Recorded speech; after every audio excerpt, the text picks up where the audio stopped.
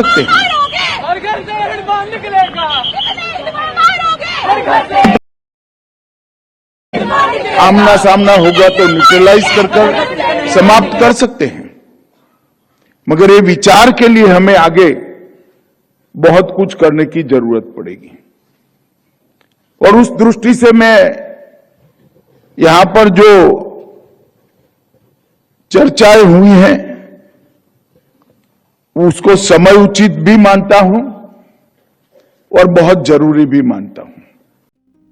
दिल्ली के India gate पर रविवार को जो दृश्य देखने को मिला वो सिर्फ एक प्रदर्शन नहीं बल्कि लोकतांत्रिक व्यवस्था को चुनौती देने का एक सुनियोजित प्रयास था। प्रदूषण जैसे गंभीर मुद्दे की आड़ लेकर कुछ लोग सड़कों पर उतरे। उम्मीद थी कि हवा की विषैली स्थिति, मास्क पहनने, बच्चों और शहर के बिगड़ते पर्यावरण पर चर्चा करेंगे।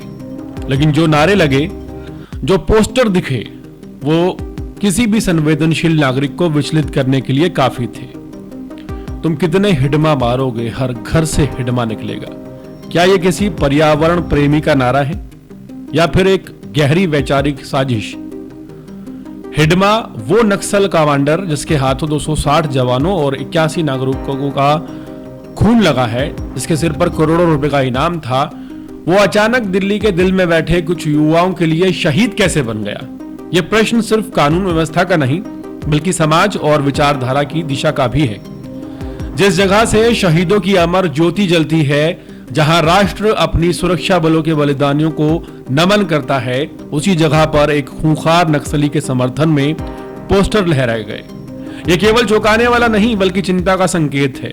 दिल्ली पुलिस ने जब प्रदर्शनकारियों को नियमों के तहत जंतर मंतर जाने को कहा तो जवाब में बैरिकेड तोड़े गए, सड़क जाम की गई, फिर पुलिस पर चिली स्प्रे से हमला किया गया। यह हरकत किसी भी रूप में शांतिपूर्ण आंदोलन की श्रेणी में नहीं रखी जा सकती है। स्पष्ट हिंसा है, राज्य पर हमला है और किसी भी तर्क से न्यायोचित नहीं ठहराया जा सकता इसे। घायल पुलिसकर्मियों को अस्पताल तक भेजना पड़ा। कई आरोपियों पर भारतीय दंड संहिता की गंभीर धाराएं लगाई गई। कानून को चुनौती देने वालों को अपनी आजादियों का अर्थ समझना जरूरी है, लेकिन इससे भी बड़ा सवाल यह है कि आखिर इन प्रदर्शनकारियों का असली एजेंडा क्या है? क्या ये वाकई पर्यावरण के लिए चिंतित हैं या फिर दिल्ली के बीचों बीच लेफ्ट एक्टिविज्म और नक्सलवाद को हवा दी जा रही है?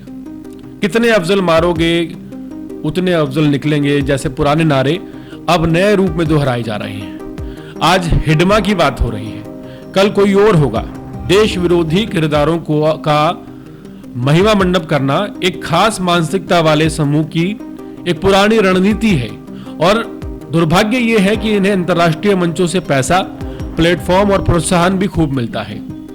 जो युवा हिडमा अमर रहे जैसे नारे लगा रहे हैं, संभव है कि कल इन्हें किसी विदेशी विश्वविद्यालय या एंटी इंडिया थिंक टैंक में फेलोशिप मिल जाए। यही मॉडल है। पहले सिस्टम से भिड़ो, पुलिस से उलझो, भारत विरोधी बयान दो और फिर मानव अधिकार कार्यकर्ता बनकर मंचों पर चमक जाओ। ये एक करियर पाथ है, एक नेटवर्क है जहां हिंसा और विघटना को एक्टिविज्म का नाम देकर बेच दिया जाता है।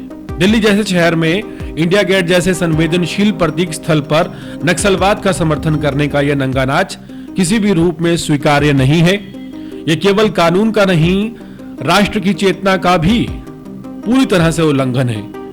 ऐसे समय में यह जरूरी है कि समाज और सरकार दोनों मिलकर स्पष्ट कर दें, अभिव्यक्ति की स्वतंत्रता का अर्थ देश विरोधी हिंसा का महिमा मंडन नहीं है। लोकतंत्र में विरोध का अधिकार है, लेकिन उनके नाम पर आतंक और नक्सलवाद का महिमा मंडित करने की कोई गुंजाइश नहीं रह जाती। ये घटना एक चेतावनी है। प्रदूषण, मानव अधिकार या सामाजिक न्याय के नाम पर छिपी वैचारिक साजिशों को समय रहते पहचानना होगा, वरना ऐसे बिंदी ब्रिगेड और लेफ्टिस्ट ब्रिगेड आने वाले समय में राजधानी को विचारों के नहीं अराजकता की रणनीति में बदल सकते हैं।